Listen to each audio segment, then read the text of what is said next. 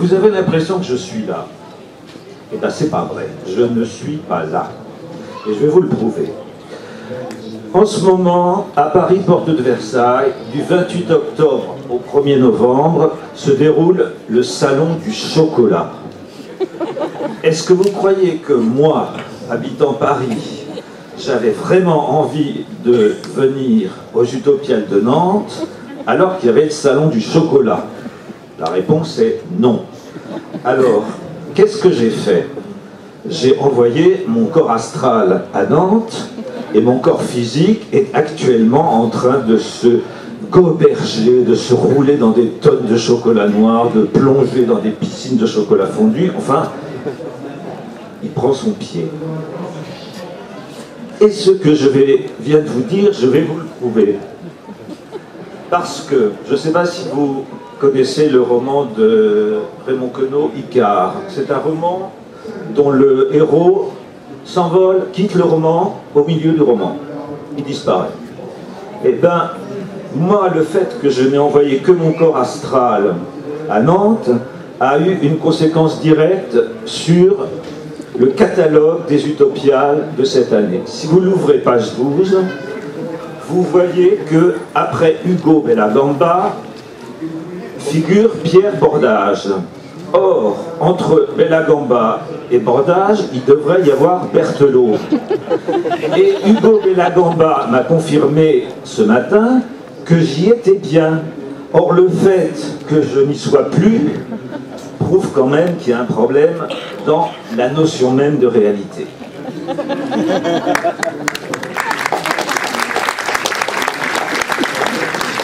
Bon, tu viens de perturber notre mémoire collective et toutes les mémoires individuelles de chacun. Je ne sais pas comment. On va se raconter ton intervention après coup.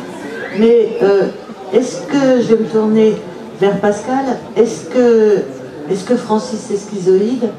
Est-ce qu'il est dans une démarche de créateur? Est-ce qu'on a besoin de pouvoir tricher avec sa mémoire, se distancier pour être un créateur? Quel est le rapport à la création? Oui, enfin, c'est vrai qu'il y a différentes façons d'être créateur, peut-être aussi. Mais une façon, c'est de prendre beaucoup de distance justement par rapport à une réalité et donc de se laisser aller à toutes les réalités que l'on veut. Mais en même temps, une autre façon, c'est aussi au contraire, peut-être de rentrer dans une autre réalité, mais qui serait très ancrée dans ce qui est l'impression très subjective en fin de compte, et donc au lieu d'être très distancié, qui serait de rentrer en soi-même et de revivre les choses, de réapprendre à vivre les choses d'une façon très, on va dire, perceptivo-sensorielle et sans la pensée en fin de compte. Donc il y a les deux façons qui font que la créativité, enfin je pense, elle peut aller vers la distanciation ou au contraire complètement adhérer à sa propre réalité intérieure et donc réinterpréter le monde, mais en réapprenant à se la prendre vraiment avec la perception très profonde.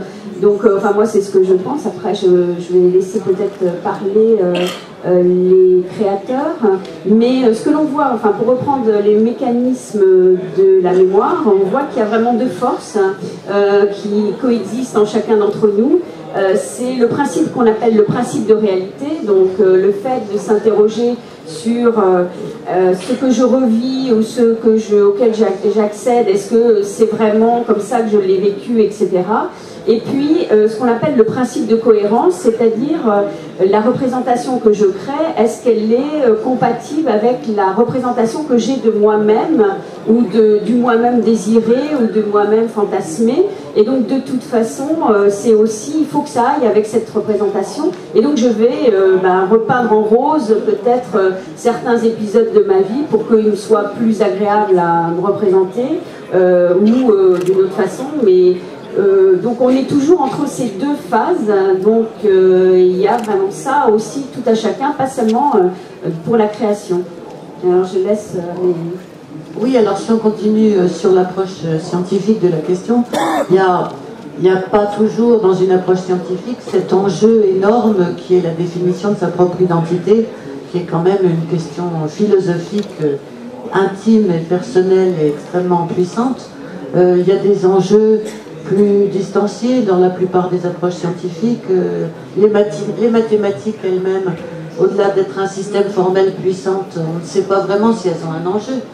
Je peux parler des mathématiques, c'est une chose. Mais je pense, avant ça, que ce que vous dites est tout à fait vrai. C'est-à-dire que quand on commence à étudier quelque chose, un phénomène de la nature qui vous intéresse, on va souvent être attiré par quelque chose qui n'est pas scientifique. On peut avoir des intuitions qui nous viennent de nos croyances, de notre philosophie, de l'art qu'on a aimé, de la poésie qu'on a aimé.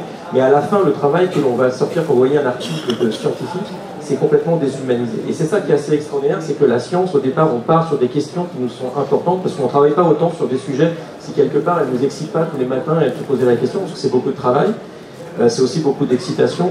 Mais à la fin, le travail qui est produit, on a retiré tout l'aspect humain. Et ça, c'est quelque chose qui paraissait à peu près naturel à tout le monde, mais en fait, récemment, je crois que c'est peut-être aussi pour ça que les scientifiques prennent plus la parole, savoir ce que c'est que de faire de la science. C'est-à-dire, c'est pas simplement le résultat de la recherche qui est important, mais c'est aussi la démarche. Parce que dans une vie scientifique, il y a les très grands scientifiques que vous connaissez, et puis il y a plein de scientifiques que vous ne connaissez pas, dont la plupart sont des très bons scientifiques. Et ce qui est important pour quand on se juge sa vie de scientifique et qu'on regarde en arrière, on se dit tiens, j'ai travaillé 15 ans, 20 ans, qu'est-ce que j'ai fait? On a tous compris des choses, des petites choses, on a amené les tirs. Et finalement, c'est cette trajectoire qu'on a eue depuis les premières questions qu'on se posait quand on était jeune ou adolescent ou étudiant jusqu'à aujourd'hui, et la façon dont ce travail a changé notre façon de voir le monde. Et ça, je pense que c'est tout à fait similaire d'un artiste ou d'un écrivain, parce qu'en travaillant, vous changez votre relation au monde extérieur et vous allez vous enrichir. Et je pense que pour moi, en tant que personne, c'est aussi important que les articles que je vais publier, le fait que les gens vont citer mes articles, qu'ils vont dire que ce que j'ai fait est bien ou intéressant. Parce que, quelque part, ça, c'est ma vie de scientifique à moi. Et je pense que les deux sont importants pour avoir une vie épanouie de chercheur. Il faut arriver à avoir les deux, d'une certaine façon. Je suis très intéressé par ce que tu dis, parce que, en fait, cette déshumanisation, moi je l'ai vécue, et c'est ce qui m'a conduit à abandonner les sciences. Parce que je trouvais ça insupportable.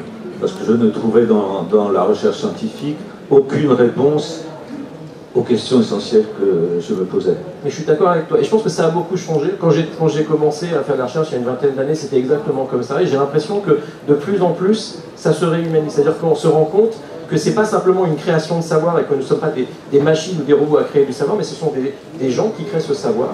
Bien sûr, il y a une méthodologie où à la fin on veut que ce savoir soit reproductible, et ainsi de suite, et ainsi de suite. Donc il fait que quelque part, ça ne va pas dépendre que celui qui a trouvé ce résultat, ça soit exactement moi ou mon collègue, mais la façon dont on est arrivé à se poser cette question, de plus en plus les gens en parlent. Qu'est-ce qui vous a inspiré? Pourquoi est-ce que vous êtes intéressé à cette question? Qu'est-ce qui fait qu'à un moment vous avez compris quelque chose? Parce qu'en fait, quand vous prenez les gens qui sont autour de vous, le nombre de gens qui potentiellement sont capables de faire la découverte est très grand. Et il se trouve qu'il n'y a qu'une personne qui fait la découverte. Et pourquoi? Parce qu'il y a eu du hasard, parce qu'il y a eu une rencontre, parce qu'il s'est passé quelque chose. Et ça, c'est un événement qui n'est pas un événement scientifique, c'est un événement en général, un événement unique. Vous avez, je sais pas, vous avez lu quelque chose, ensuite vous êtes allé au cinéma et vous êtes sorti et vous dites ah ben tiens, c'est ça. Moi, ça m'est arrivé plusieurs fois de résoudre des problèmes alors que je n'étais pas en train de travailler. Et en fait, c'est même ça que j'ai appris au fur et à mesure des années, c'est-à-dire que pour bien travailler, il faut d'abord lire beaucoup et tout ça, puis après il faut laisser son cerveau, alors ça peut-être que tu ne sais pas comment ça marche, mais travailler tout seul, inconsciemment, pendant qu'on va jouer avec ses enfants, qu'on va au cinéma ou qu'on va faire du sport, parce que c'est à ce moment-là qu'on comprend. Et ça, moi j'ai toujours trouvé ça extraordinaire. Il faut se faire confiance, c'est-à-dire qu'à l'école on vous apprend que travailler c'est être assis en face d'un bureau, avec une feuille, un livre, peut-être un ordinateur maintenant, et puis on écrit. Et ça on a l'impression qu'on a commencé ses heures de bureau et on est dans son bureau, et ça s'appelle travailler. Mais si vous baladez dans un parc à rêver, c'est pas du travail. N'empêche que c'est à ce moment-là que vous résolvez les vrais problèmes.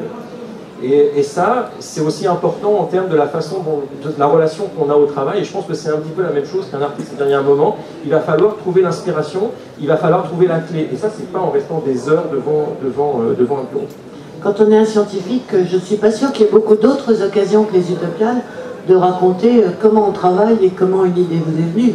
Parce que dans les publications, en général, on met les résultats, la méthodologie, le protocole, mais le vécu qu'il y a derrière et le fait qu'on est allé avec ses enfants au cinéma et que ça a fait un trou. Ça compte de plus en plus. Je pense que il y a quelque chose qui a changé, c'est-à-dire que les gens parlent de plus en plus. C'est-à-dire qu'ils acceptent qu'ils sont aussi des êtres humains. C'est ça qui est. Et je pense que c'est bien aussi pour notre rapport à la société. Souvent, moi, quand j'étais petit, on idéalisait les scientifiques. Moi, je ne suis pas d'une famille de gens qui avaient fait des études. Et clairement, si vous lui disiez ah, c'est un grand professeur, c'était voilà, quelqu'un d'intouchable, un peu, qui avait une connaissance qui n'était pas donnée à tout le monde. Je pense qu'il faut se rendre compte que c'est des gens comme les autres qui se posent des questions et qui sont amenés à questionner le monde qui les entoure d'une certaine façon.